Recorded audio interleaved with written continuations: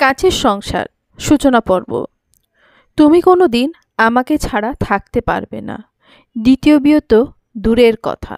হাসতে হাসতে আরোহী সেদিন স্বামীকে মজার ছলে কথাগুলো বলেছিল, কিন্তু কে জানতো যে আরোহীর হাসির সাথে উড়িয়ে দেওয়া কথাটাই সত্য প্রমাণিত হবে। বিনিময়ে আরিয়ান সেদিন কিছু বলেনি, শুধু মুচকি হেসে আরোহীকে বুকে জড়িয়ে নিয়েছিল। আরোহী দরজা দিয়ে উঁকি দিয়ে একবার তাকালো সদ্য বিবাহিত নতুন দম্পতির দিকে। আরিয়ানকে বেশ মানিয়েছে মেয়েটার সাথে। মেয়েটা দেখতে ভারী মিষ্টি। হয়তো এই জন্যই আরিয়ানের মা সেই মেয়েটাকে ছেলের সাথে বিয়ে দেওয়ার জন্য উঠে পড়ে লেগেছিল। আর ছোট থেকে দেখে এসেছে বলে কথা, বোনের মেয়েকে হয়তো আগে থেকেই নিজের ছেলের জন্য পছন্দ করে রেখেছিল। কিন্তু মাঝখানে আরিয়ান আরোহীকে বিয়ে করে নিয়ে আসার জন্য হয়তো সফল হতে পারেনি। আরোহী এক পলক আরিয়ানের দিকে তাকালো। তাকে দেখে কোনো রকম কিছুই বোঝা যাচ্ছে না। আরিয়ান এই বিয়েতে খুশি নাকি তাকে জোর করা হয়েছে ঠিক বোঝা যাচ্ছে না।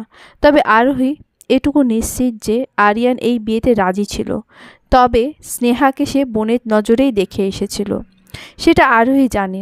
কিন্তু বিয়েতে রাজি থাকার ফলে লুৎফা বেগম সেই সুযোগটা লুফে নিয়েছেন। শত হোক, অবশেষে নিজের কাজে সফল হলো বলে আর আরোহীর মতো একটা অনাথ মেয়েকে নিজের ছেলের কাছ থেকে দূরে সরাতে পারবে ভেবে ওনার মুখ থেকে যেন হাসি সরছে না। নতুন দম্পতিকে ঘিরে দাঁড়িয়ে রয়েছে অনেকেই। আরিয়ানের মা লুৎফা বেগম হাতে মিষ্টি নিয়ে দুজনের দিকে হাসি মুখে মিষ্টি বাড়িয়ে দিল। ওনাকে আজ ভীষণ হাসি খুশি লাগছে। হয়তো এতদিনে মনের আশা পূরণ হলো সেই আশায়। আরোহী বড্ড ইচ্ছে হচ্ছে এই দম্পতিকে সে যেন একদম সামনে থেকে দেখে, কিন্তু তার শাশুড়ি লুৎফা বেগমের কড়া নির্দেশ, তার অলক্ষী ছায়াটা যেন ওনার ছেলে বউয়ের ওপর না পড়ে। আরোহী অশ্রুমাখা দৃষ্টিতে একবার নতুন দম্পতির দিকে তাকিয়ে দরজা আটকে দিতে যেতে দেখল এত মানুষের ভিড় থেকে ঠিকই একজন আরোহীকে লুকিয়ে দেখাটা খেয়াল করেছে। সেই মানুষটা হলো আরোহীর ভালোবাসা, আরিয়ান। আরিয়ানের চোখে কোনো অপরাধ বোধ নেই, কিন্তু আরোহীর সামনে ঠিকই অপরাধ বোধের মতো দৃষ্টি দেখাচ্ছে। ওই চোখ দিয়ে যেন বোঝাতে চাইছে কিছু একটা, কিন্তু আরোহী আজ বোঝার চেষ্টা করল না কিছু। কেন করবে? আরিয়ান তো আর তার নেই, আজ থেকে অন্য কারোর সে। আরোহী দরজা বন্ধ করে দিয়ে মেঝেতে বসে পড়ল। তার সবচেয়ে আপনজনটাও আজ তাকে ছেড়ে দিল। এই দুনিয়ায় আর কেউ রইল না তার। আচ্ছা, আরিয়ান তো জানতো যে আরোহী আর কোথাও যাওয়ার জায়গা নেই, তবুও কেন এমন করল? তাই বোধ হয় দ্বিতীয় বিয়ে করার কথা উঠলেও ডিভোর্সের কথা তোলেনি। এটা ভাবনা মাথায় আসতেই আরোহী তাচ্ছিল্য হাসি দিল। মায়া দেখাচ্ছে হয়তো। বাবা মাহীন মেয়েটা যখন আশ্রম থেকে বেরিয়ে এই বিষাক্ত শহরে ভালো সেজে মুখোশের আড়ালে ঢেকে থাকা মানুষের মাঝখানে নিজের একটা ভরসার স্থান খুঁজেছিল, ঠিক সেই মুহূর্তেই আরিয়ান তার দিকে ভরসার হাত বাড়িয়ে দিয়েছিল। সে দেখেছিল তখন এই শহরে কত কত মানুষ বাজে প্রস্তাব দিয়ে চাকরি দেবে বলেছিল। তখন আরিয়ানের দু চোখে আরোহী ভরসা খুঁজে পেয়েছিল। সে তখন কোনো দ্বিরুক্তি প্রকাশ না করে আরিয়ানের হাত আঁকড়ে ধরেছিল। সেই তখন আরিয়ানকে শর্ত জুড়ে দিয়েছিল যে তাকে পেতে হলে বিয়ে করে নিয়ে যেতে হবে। আসলে আরোহী মনে মনে এই বিষাক্ত শহর থেকে বাঁচার আকুতি থেকেই এটা বলেছিল। আর সে দেখতে চেয়েছিল যে আরিয়ান কি সত্যিকারে তাকে চায় কি না, নাকি আরিয়ানও ভালোর আড়ালে মুখোশ পড়েছিল। কিন্তু আরোহী ধারণাকে ভুল প্রমাণিত করে আরিয়ান সাথে সাথে আরোহীকে বিয়ে করতে রাজি হয়ে গেছিল। এরপর একেবারে বিয়ে করে আরোহীকে আরিয়ান তার বাড়িতে নিয়ে গেছিল। প্রথম প্রথম আরিয়ানের মা মেনে না নিলেও সময়ের সাথে সাথে মেনে নিয়েছিল। কিন্তু আরোহী হয়তো বোঝার ভুল ছিল। আরিয়ানের মা হয়তো আরোহীকে কোনো কালেই মেনে নেয়নি। এমনি ভালোর আড়ালে মুখোশ পরে রয়েছিল, তা বিয়ের 1 মাস পেরোতেই আরোহী বুঝে গেছিল। আরিয়ানও হয়তো এখন আর আরোহীকে ভালো লাগে না। লাগবেই বা কী করে? আরোহী যে 1 বছর আগের আরোহী নেই। চেহারা সুন্দর ভাবটা আর নেই। লুৎফা বেগম আরিয়ান না থাকাকালীন এটা সেটা করতে দিত। আরোহীকে সারা দিন বিশ্রাম নিতে দিত না। সেই সব আরিয়ানের জানা নেই। আরিয়ান আসার সময় হলেই লুৎফা বেগম জোর করে আরোহীকে বিশ্রাম নিতে পাঠিয়ে দিত। সারাদিন পর একটু বিশ্রাম নেওয়ার সুযোগ পেতে আরোহী দু চোখে ঘুম নেমে আসত। আর সেই সময় আরিয়ান এসে নিজের মাকে রান্নাঘরে দেখে চেঁচিয়ে উঠত। সে সোজা রুমে এসে আরোহীকে ঘুমাতে দেখে ধাক্কা দিয়ে ঘুম থেকে টেনে তুলত। আরোহী ধাক্কা তাল সামলাতে না পেরে ধরফড়িয়ে ঘুম থেকে উঠে বসত। সে ঘুম ঘুম চোখে কিছু বুঝে উঠতে না পেরে আরিয়ানের দিকে জিজ্ঞাসু দৃষ্টিতে তাকালেই আরিয়ান রাগী দৃষ্টিতে বলে উঠত, ওখানে রান্নাঘরে আমার বৃদ্ধ মাকে কাজ করতে দিয়ে তুমি আরামে ঘুমাচ্ছ? সারাদিন এইভাবে শুয়ে বসে কাটাও আর আমি বাইরে কাজ করে মরি, আর এখানে আমার বৃদ্ধ মাকে কাজের মারো? এই বয়সে শাশুড়িকে কাজ করতে দিয়ে নিজে ঘুমাচ্ছ, লজ্জা করে না তোমার? আরোহী কিছু বুঝে উঠতে পারত না। সে তো সব কাজ শেষ করে শাশুড়ি মায়ের জোরাজুরিতে এসে রুমে এসেছিল, কিন্তু এই সব? আরোহী মনে মনে হিসেব মেলাতে ব্যস্ত হয়। কিছু বলার উদ্দেশ্যে মুখ খুলতে নিলেই হঠাৎ আরিয়ান পেছনে হাত মুছতে মুছতে তার শাশুড়ি লুৎফা বেগমকে রুমে ঢুকতে দেখতেই আরোহী টনক নড়ে উঠল। সে কিছু বলে উঠতে আরিয়ান হাত উঁচু করে থামিয়ে দিত। লুৎফা বেগম আরেকটু ভালো সাজার অভিনয় করে আরিয়ানের উদ্দেশ্যে বলে উঠত, থাক বাবা, কিছু বলিস না। আমি যতদিন বেঁচে আছি সব কাজ নিজে হাতেই করে নেব। এই সব নিয়ে তোদের মধ্যে ঝামেলা হোক তা আমি চাই না। আরিয়ান তখন আরোহীর দিকে রাগী দৃষ্টি নিক্ষেপ করে রুম থেকে বেরিয়ে যেত। আরোহী আরিয়ানের যাওয়ার দিকে নিষ্পলক তাকিয়ে চোখ ভেজাত। সে তখন থেকে বুঝে নিয়েছিল এই সংসারে তার টিকে থাকা বড্ড কঠিন। এভাবে চলতে থাকলে আরিয়ান আর তার মধ্যে দূরত্ব বাড়তেই থাকবে, কিন্তু তার কোনো উপায় ছিল না। আরিয়ান ততদিনে আরিয়াহরির কাছ থেকে মন উঠে গেছে। আরিয়ানও বা কী দোষ? সে তার জায়গায় ঠিক ছিল। সারাদিন অফিস শেষে বাসায় এসে যখন দেখত নিজের স্ত্রী রুমে পড়ে ঘুমাচ্ছে আর মা রান্নাঘরে কাজ করছে, তখন যে কোনো ছেলে এইসব দেখে মাথা ঠিক রাখতে পারবে না। কিন্তু সব দেখার মাঝেও যে বড় ভুল লুকিয়ে রয়েছে সেটা কোনোভাবেই আরোহী আরিয়ানকে বুঝিয়ে উঠতে পারত না। আরিয়ানের কাছে তার মায়ের কথা সবার আগে। এইভাবে আস্তে আস্তে তাদের মধ্যে একেবারের জন্যই দূরত্ব তৈরি হয়ে গেল। আর 1 বছর হয়ে যাওয়ার পরও যখন আরোহী মা হয়ে উঠতে পারছিল না, তখন আরিয়ানের মা লুৎফা বেগম যেন সুযোগের একদম হাতে নাগালে পেল। নিজের বোনের মেয়েকে ছেলের সাথে বিয়ে করিয়ে দেওয়ার সুযোগ।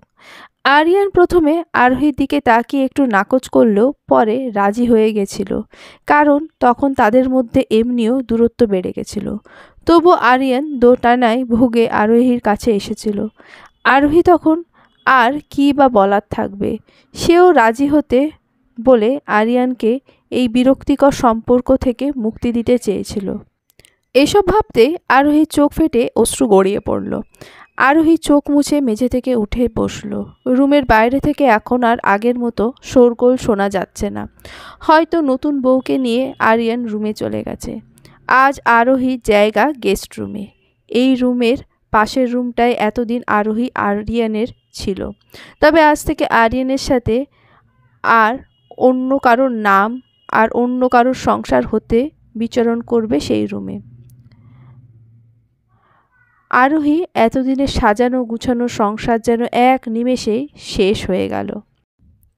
রাতে আর ঘুম এলো না আরোহীর। কীভাবেই বা আসবে? বিয়ের পর শত রাগ অভিমান হলেও আরোহী কোনো দিন একা থাকেনি। তার ভীষণ ভয় হতো যদি আরিয়ানও তার আপনজনদের মতো হারিয়ে যায়। তাই তো সে আরিয়ানকে ছাড়া এক রাতও পার করেনি। শেষের কয়েক মাস তাদের মনের সাথে দূরত্ব বাড়লেও আরোহী একদিনও নিজের রুম ছাড়া কোথাও থাকেনি। বিয়ের পর আরোহী নিজের একটা দিনও আরিয়ানকে ছাড়া কাটায়নি।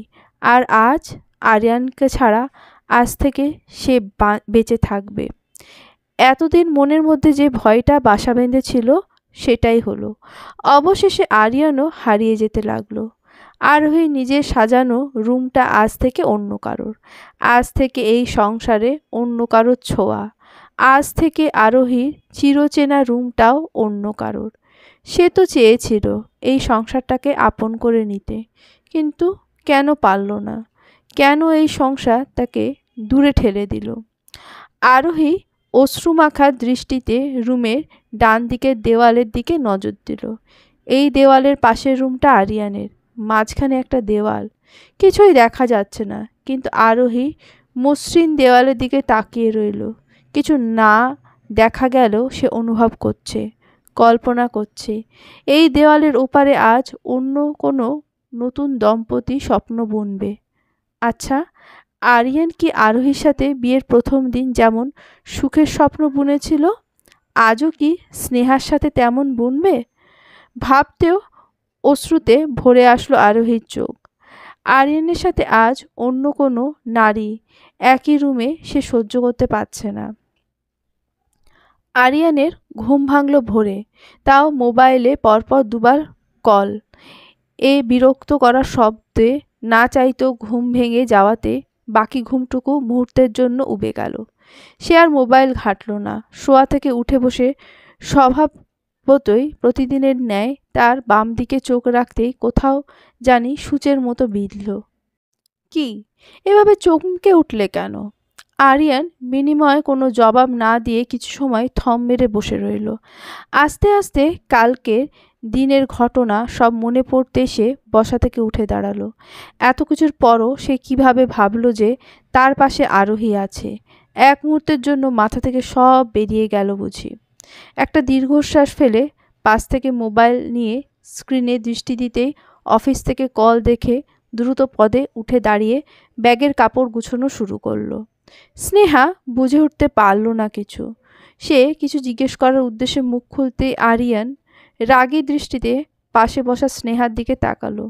আজকে আমার তাড়াতাড়ি উঠতে হবে, ডেকে দিতে বলিনি? এত ভোরে কই যাচ্ছ? আর ব্যাগই বা কেন গোছাচ্ছ?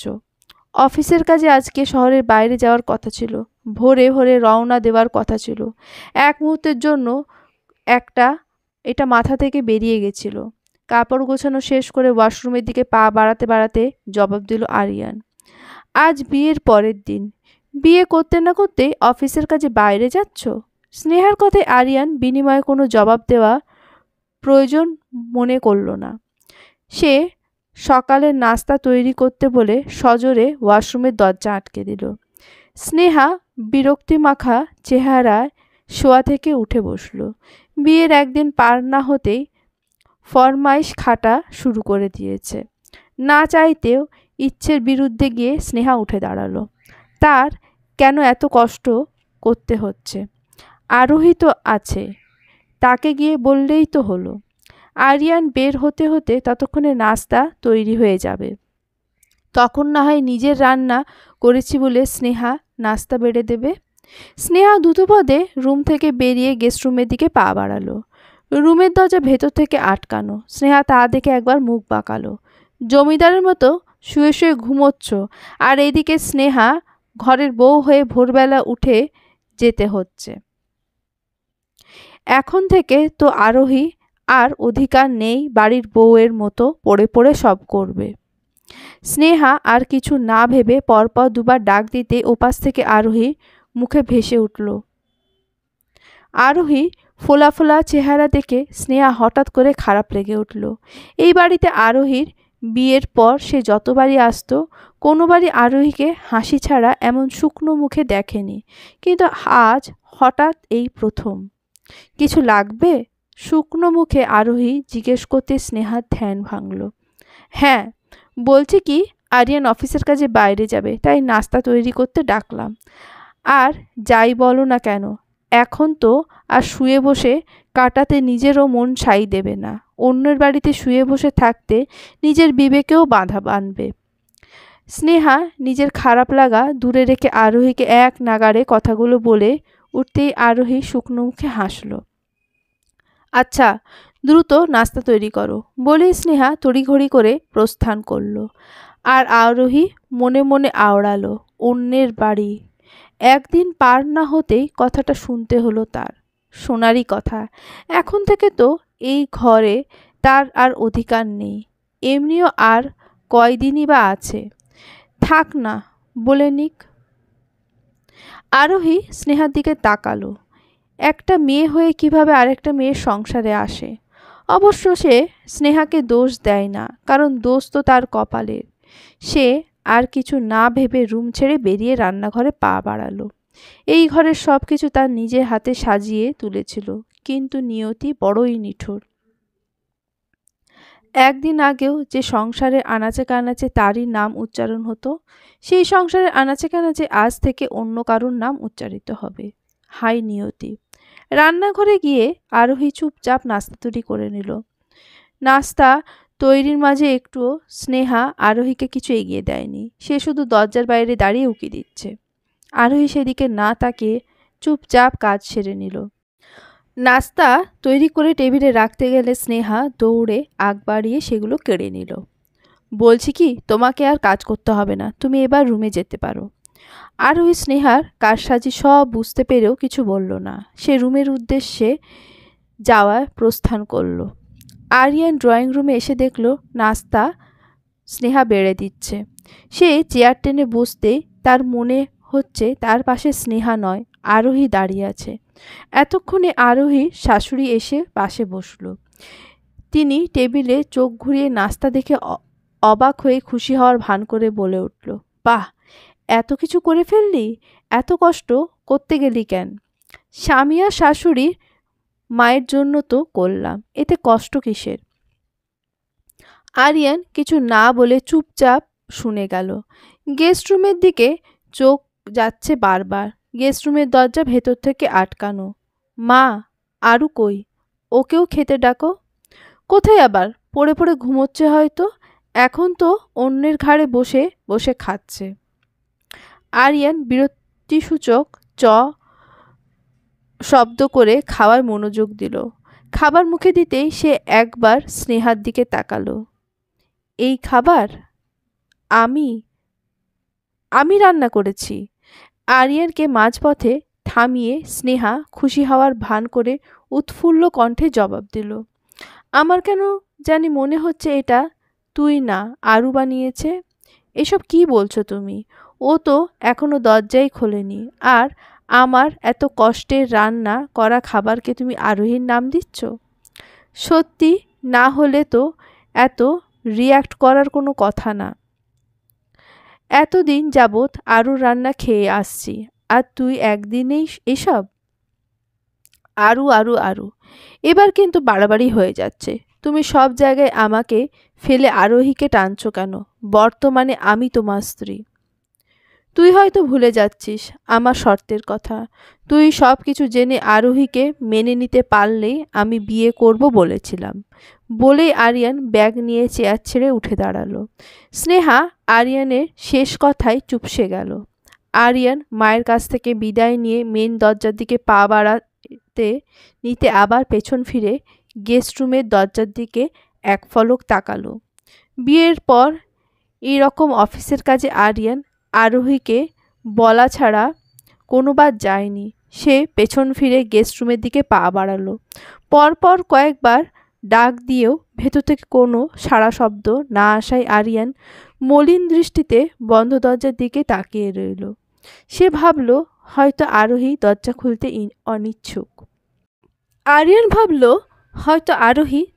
খুলতে অনিচ্ছুক। তাই শুকনো মুখে বেরিয়ে যাওয়ার উদ্দেশ্যে সামনের দিকে পা বাড়ালো। এক পা অগ্রসর হতে পেছন থেকে দরজা খোলার শব্দ হলো। সে দ্রুত ফিরে পেছনে তাকাতেই আরোহী শুকনো মুখ অক্ষি যুগলে ভেসে উঠল। আরিয়ান শান্ত দৃষ্টিতে আরোহীর দিকে এক ফলক তাকালো। মনে হচ্ছে যেন কত যুগ যুগ ধরে এই মানুষটাকে দেখেনি। সে পূর্ণ দৃষ্টি দিল আরোহীর দিকে। এক রাতেই চেহারার এমন হাল কেন মেয়েটার? মাত্র এক রাতেই মেয়েটা পাল্টে গেছে মনে হচ্ছে। সে সমবেদনা প্রকাশ করার পূর্বেই আরোহী তাড়া দিল। আরিয়ান বুঝতে পারল আরোহী তার সাথে কথা বলার ইচ্ছা প্রকাশ করছে না। আসলে কাল রাতে তাড়াহুড়োর মধ্যে আর ক্লান্তির ভর করায় ঘুমিয়ে পড়েছিলাম, তাই আর কথা বলা হয়নি। তুমি তো হয়তো রাতে খাওনি, এখন খেয়ে নিও। আরিয়ানের কথা শুনে আরোহী মনে মনে তাচ্ছিল্য হাসল। মায়া দেখাচ্ছে হয়তো। এতক্ষণ সে আরিয়ানের দরজার নক করার আওয়াজ শুনেছিল, তবুও সে ইচ্ছে করে দরজা খোলেনি। খোলার ইচ্ছে হয়নি, কিন্তু কেন জানি শেষ পর্যন্ত ইচ্ছেটাকে দমিয়ে রাখতে পারেনি। এই মানুষটা হাজার হলো আরোহীর ভালোবাসা, এই পৃথিবীতে তার একমাত্র আপনজন। এই মানুষটাকে কিভাবে শেষ অগ্রাহ্য করবে? চেহারাটা শেষবারের মতো দেখার লোভটা আরোহী সামলাতে পারল না। তাই তো সে ইচ্ছের বিরুদ্ধে গিয়ে সব ভুলে দরজা খুলেছিল। আরিয়ান আরোহীর চাহনি দেখে বুঝতে পারল আরোহী এসবের কথা বলতে অনিচ্ছুক। তাই সে আর কথা বাড়ালো না। সে এক পলক আরোহীর দিকে তাকিয়ে বলে উঠল, আমি অফিসের কাজে শহরের বাইরে যাচ্ছি, তাই ভাবলাম তোমাকেও বলে যাই, তুমি এই বাড়িতে থাকতে পারো। আরোহী নিজের দিক থেকে দৃষ্টি সরিয়ে আরিয়ানের দিকে তাকালো। আরিয়ানের শেষ কথাটা তার কানে বাজছে, থাকতে পারো। আরোহী বিড়বিড় করে মনের মধ্যে লাইনটা আওড়ালো। তার মানে আরিয়ানও বুঝে গেছে বুঝি যে এই সংসার এখন আর আরোহীর নয়। এই ঘরে এখন আর আরোহীর অধিকার নেই। আরোহীর কোথাও যাওয়ার জায়গা নেই। তাই হয়তো আরিয়ান কথাটা বলল। আরিয়ান এতদিনেও আরোহীকে চিনে নিতে পারল না। এত কিছুর পরও আরোহী নিজের সম্মান খুইয়ে এখানে থাকবে সেটা আরিয়ান ভাবল কী করে? হয়তো আরোহীর যাওয়ার কোনো নির্দিষ্ট খুঁটি নেই বলেই বলল, কিন্তু আরোহী তো নরম নয়। মেয়ে মানেই স্বামীর বাড়ি থেকে সব মুখ বুঝে সহ্য করবে তা নয়। এতদিন ছিল বলে এখনও যে থাকবে তা নয়। এতদিন এই বাড়িটা তার নিজের সংসার ছিল, তাই মুখ বুজে পড়ে রয়েছে। কিন্তু এখন আর নেই।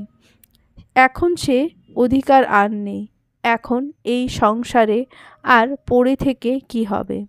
এখানে অন্যের সংসারে বোঝা হয়ে পড়ে থাকার চেয়ে মানুষের বাসায় কাজ করে খাওয়া ঢের ভালো। আরোহী সব ভেবে শুকনো হেসে মাথা তুলে আরিয়ানের চোখের দিকে তাকালো। শান্ত নির্জীব তার চাহনি। আরোহীর এই চাহনির দিকে দৃষ্টি দিতে আরিয়ানের বুক কেঁপে উঠল। মনে হচ্ছে মেয়েটি এই চাহনি দিয়েই নীরবে অনেক কিছু বলে যাচ্ছে, কিন্তু আরিয়ান বুঝে উঠতে পারছে না।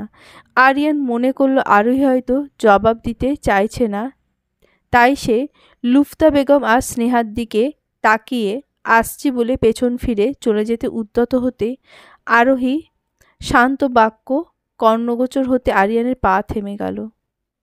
দোয়া করি আপনার বাকি পথ সফল হোক, ভালো থাকবেন, বিদায়। পকেটে মুঠোফোনটা বেজে উঠতেই নিস্তব্ধ পরিবেশটাতে ঝংকার তুলে মুহূর্তের মধ্যে ভারী করে তুলল। আরিয়ান দ্রুত যাচ্ছি বলে বাসা থেকে বেরিয়ে গেল। আরিয়ানের যাওয়ার দিকে আরোহী এক দৃষ্টিতে তাকিয়ে রইল। যতক্ষণ না আরিয়ান চোখের আড়াল না হয় ততক্ষণ তাকিয়ে রইল। আরিয়ানের মানব ছায়া পুরোপুরি চোখের আড়াল হতে আরোহী তার ঝাপসা দৃষ্টিতে আরিয়ানের গমনের পথে তাকিয়ে বিড়বিড় করে উঠল, আমার সাথে আপনার আর দেখা না হোক। আমার সাথে আপনার এটাই হয়তো শেষ দেখা। এই জীবনে আমার ছায়াও যেন আপনার উপর আর না পড়ুক। আরোহী আপন মনে কথাগুলো দুইবার বিড়বিড় করে উচ্চারণ করল। চোখের অশ্রু মুছে সে দৃষ্টি সরিয়ে নিল। এতক্ষণে খেয়াল করল দুই নারী মূর্তি অগ্নিরূপ ধারণ করে তার দিকেই চেয়ে আছে। মুখপুরি, আমার পোলাটারে এমনি এতদিন তো খাইয়া বসেছিস, কোনো মতে যারে বিয়া করালাম তুই অমন করিয়া কথা বলছিস কেন? নিজে তো একটা বংশের বাতি দিতে পারস না। যাওয়ার সময়ও পোলাটা তোর টেরা কথা শুনল। এমনি তো আইছোস অন্যের সংসারে পড়ে, লজ্জা শরম করে না তোর? আরোহী বিনিময়ে কোনো জবাব দেওয়ার প্রয়োজন বোধ মনে করল না। সে জানত যে তার শাশুড়ি এমনই করবে। লুফতা বেগমের এই কাজগুলো সে বিয়ের পর থেকেই দেখে আসছে। আরিয়ান সারাদিন অফিস শেষে ফিরতেই কৌশলে আরোহীর ব্যাপারে কান পড়া দিত, কিন্তু যদি আরিয়ান বাসায় থাকতো তখন হাজার চেয়েও আরোহীর বিরুদ্ধ নিতে পারত না, কিন্তু তিনি আশা ছাড়তেন না। 1 বছরে আরোহী তার শাশুড়ির এমন কাজে অভ্যস্ত হয়ে গেছে। আগে এইসব চুপচাপ শুনত, কিন্তু এখন আর শোনার কোনো মানে হয় না। আরোহী চুপচাপ কোনো বাক্য ব্যয় না করে স্নেহার লুফতা বেগমের মুখের উপর দরজা আটকে দিল। তা দেখেই লুফতা বেগম তেলে বেগুনে জ্বলে উঠল। আগুনে ঘি ঢালার জন্য স্নেহা বলে উঠল, দেখলে তো খালা? উপস মা, দেখলে কেমন মেয়ে গুরুজনদের মুখের উপর কিভাবে দরজা আটকে দিচ্ছে? এমন মেয়েকে তুমি আরো বৌমা বলতে? আমার পোলা আসুক, এর একটা বিহিত আমি করবই। এরপর আর কোনো সাড়া শব্দ শোনা গেল না। আরোহী বুঝতে পারল লুফতা বেগম হয়তো রেগে হনহন করে প্রস্থান করেছে। স্নেহা কোনো সাড়া শব্দ শোনা যায়নি। তার কাজ হয়তো হাসিল হয়ে গেছে, শাশুড়িকে আরোহীর ব্যাপারে কান পড়া দেওয়া। সেটা আজ এই মুহূর্তে না হয় এইটুকুই থাক, সেই জন্য বুঝি আর কোনো জবাব দেয়নি। আরোহী একটা দীর্ঘশ্বাস ফেলল। সব কিছুর পরেও এই সংসারে মায়া সে ছাড়তে পারছে না। কিভাবে থাকবে? এতদিনের মায়া মুছে কার কাছে বুঝাবে সে তার দুঃখের কথা? এই মুহূর্তে আশ্রমের খালাকে তার ভীষণ মনে পড়ছে। খালাকে মনে পড়ায় আরোহী নিজের প্রতি তাচ্ছিল্য হাসল। মানবজাতি বড়ই নিষ্ঠুর। সুখে থাকতে কাউকে খোঁজে না। সুখের সময় মানুষ সব সুখ শুধুমাত্র নিজের সাথেই ভাগাভাগি করে, নিজেই উপভোগ করে, কিন্তু দুঃখের সময় সবাইকে মনে পড়ে। দুঃখ পেলেই অসময়ে আগলে রাখা মানুষগুলোর কথা মনে পড়ে যায়, অথচ এর আগে তেমন একটা মনে পড়ে না, যার প্রমাণ আরোহী নিজেই। আশ্রমের খালাও তো আরোহীকে ভীষণ মায়া করত, কিন্তু আরিয়ানের সাথে বিয়ে হওয়ার পর থেকে আরোহী ভুলেই বসেছিল। অবশ্য ভুলে নয়, সময়ের ব্যবধানে ভুলতে বসেছিল। এখনও হয়তো মনে তেমন একটা পড়তো না, যদি না আরোহী এই দুঃখের সময়টা না আসতো। মানুষ বড়ই নিঠুর। নিস্তব্ধ রাত, চারিদিকে শান্ত নির্জীব। দূরে কোথাও জানি কিছু সময় পর পর থেমে থেমে শেয়ালের ডাক ভেসে আসছে। আরোহী রুমের জানলা খুলে গাঢ় আঁধারের দিকে তাকিয়ে আছে। আজ পূর্ণিমা, চারিদিকে চাঁদের কি সুন্দর আলো, একদম সব স্পষ্ট। দূরের গাছের ডালটা হঠাৎ করে নড়ে উঠল। হয়তো কোনো রাতের পাখি উড়ে নিজের নিড়ে ফিরছে। আরোহী সেই দিকে নিবিড় দৃষ্টিতে তাকালো। পাখিটাও হয়তো আরোহীর মতো মন খারাপ, তাই বোধ হয় প্রিয়জনের কাছ থেকে এতক্ষণ দূরে ছিল, শেষ পর্যন্ত আর না পারাতে নিড়ে ফিরছে। আরোহী নিজের ভাবনা দেখে হাসল। তার মন খারাপ বলে আরেকটা প্রাণীরও মন খারাপ হবে নাকি? পাখির মন খারাপ হবে কেন? হয়তো সে খাবারের খোঁজে বেরিয়েছিল। অনেক পথ পাড়ি দেওয়ার ফলে রাত হয়ে গেছে। সে একটা দীর্ঘশ্বাস ফেলল। ভোর হওয়ার অপেক্ষায় আছে। ভোর হলেই এই বাসা থেকে চিরতরে বেরিয়ে পড়বে। একা একটা মেয়ে মানুষ, তাই এই গভীর রাতে বের হওয়ার সাহস পাচ্ছে না। হাজার হলেও এই শহরে অনেক মুখোশ পরিহিত মানুষের ভিড়ে আরোহী কোনোদিনও নিজেকে সঁপে দেবে না। আরোহী জানলা বন্ধ করে এগিয়ে এলো রুমের দিকে। টেবিলের ওপর ডিভোর্সের কাগজটা জ্বলজ্বল করছে। মনে হচ্ছে যেন সেটা আরোহীর দিকে তাকিয়ে আরোহীকে উপহাস করে হাসছে। আরোহী মেঝেতে বসে কাগজটা হাতে নিয়ে এক পলক দৃষ্টিতে তাকিয়ে রইল। একটা সাইনের বিনিময়ে একটা পবিত্র সম্পর্ক গঠন হয়, তেমনি একটা সাইনের মাধ্যমে একটা সম্পর্ক নিমেষেই শেষ হয়ে যায়। এই ডিভোর্সের কাগজটার ব্যাপারে হয়তো আরিয়ান জানে না, কাল সকালে আরিয়ান বেরিয়ে যাওয়ার কিছুক্ষণ পরই স্নেহা আর লুফতা বেগম এই কাগজটা আরোহীর দিকে ছুঁড়ে মেরে বলেছিল যাতে সে খুব দ্রুতই সাইন করে আরিয়ান ফেরার আগে এই বাড়ি থেকে বিদায় নেয়। লুফতা বেগম গত 1 মাস ধরে আরিয়ানের বিয়ে নিয়ে মেতে উঠেছিলেন। তিনি জানতেন আরিয়ান হয়তো কোনো দিনও আরোহীকে ডিভোর্স দেবে না, কারণ আরোহী যাওয়ার স্থান নেই। কিন্তু লুফতা বেগম আর স্নেহা এত কিছু দেখার সময় নেই। তারা আরিয়ান আসার আগে এই বোঝাটাকে বিদায় করতে পারলেই হলো। হয়তো স্নেহা বিয়ের 1 মাস আগে থেকেই লুফতা বেগমের কান পড়া দিয়েছিল যে আরোহী থাকলে তারা সুখে সংসার করতে পারবে না। আর আরিয়ান হয়তো আরোহীর অসহায়ত্ব দেখে ভুলেও ডিভোর্স দিতে চাইবে না, তাই দুজনেই লুকিয়ে ডিভোর্স পেপার বানিয়েছে, আর তা সফল হতে যাচ্ছেও। আরোহী আর কিছু না ভেবে খুব দ্রুতই সাইন করে দিল। একটা পেপার ওয়েটের সাহায্যে ডিভোর্স পেপারটা টেবিলে চাপা দিয়ে রাখলো, যাতে দরজা খুলতেই সবার আগে ডিভোর্স পেপারটা চোখে পড়ে। আরোহী উঠে দাঁড়ালো। সময় হয়ে গেছে তার হারিয়ে যাওয়ার। সবাই যে যার রুমে শান্তিতে ঘুম দিচ্ছে, শুধু আরোহীর চোখেই ঘুম নেই।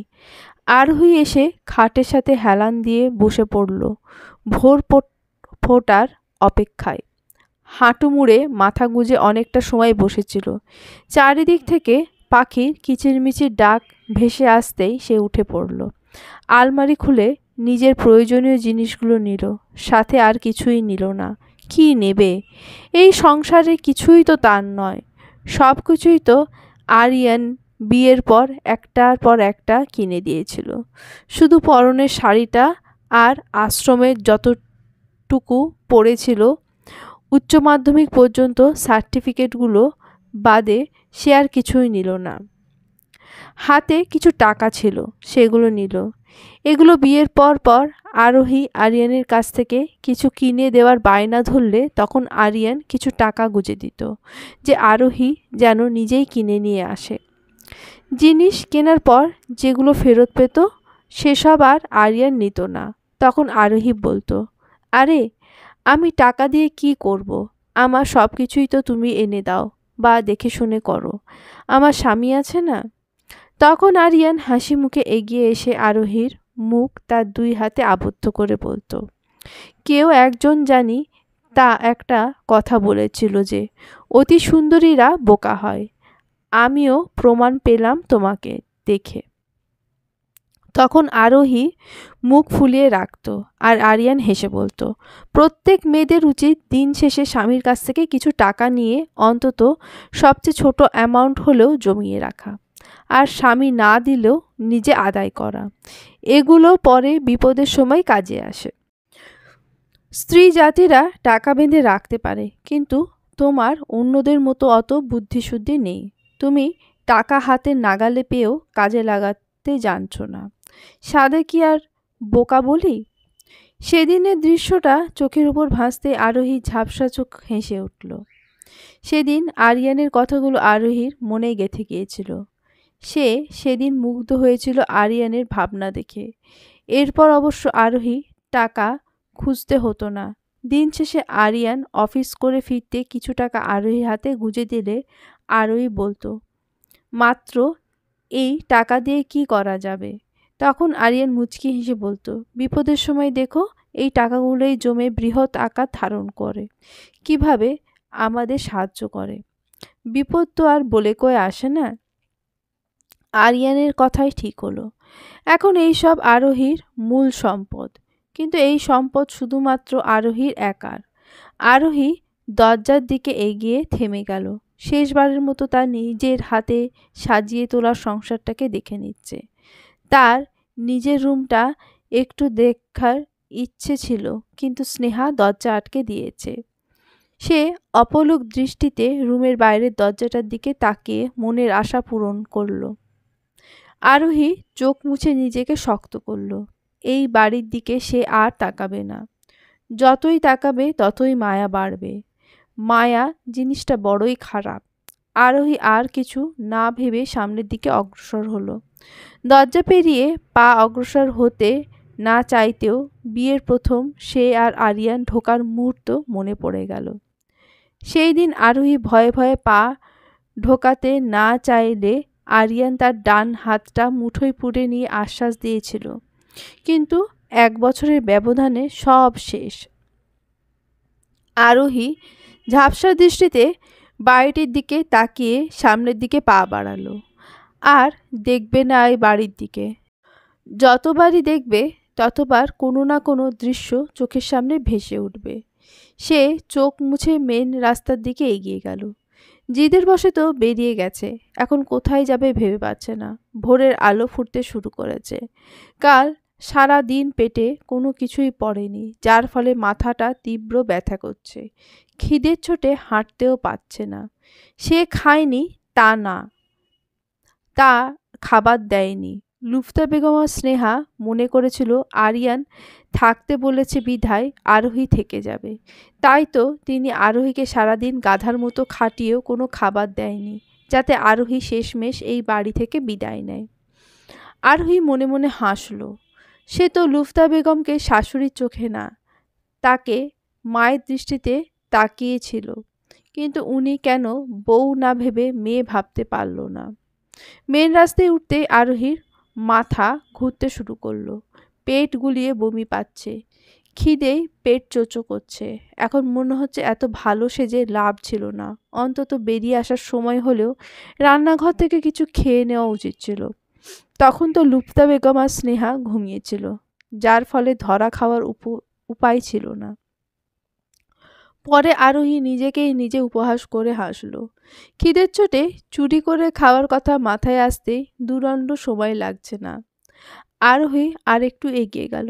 দূরে একটা মুদির দোকান খুলেছে। আরোহী আশার আলো খুঁজে পেল ভেবে অদূরে দোকানটার দিকে পা বাড়ালো। রাস্তার মাঝে উঠতেই পেট গুলিয়ে বমি পেয়ে গেল। মাথা অসম্ভব ঘুরছে।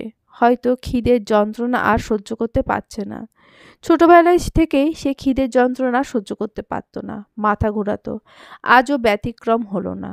আরোহী এতই কাছে ভেবে পা চালাতে নিলে দূরে গাড়ির আলো এগিয়ে আসতে দেখতে পেল। সে তার শক্তিতে সরে যাওয়ার অবকাশ আর পেল না। মাথা ঘুরে অজ্ঞান হয়ে পড়ে যেতেই ঝাপসা দৃষ্টিতে দেখতে পেল গাড়িটা তার দিকেই দানবের মতো এগিয়ে আসছে। চলবে।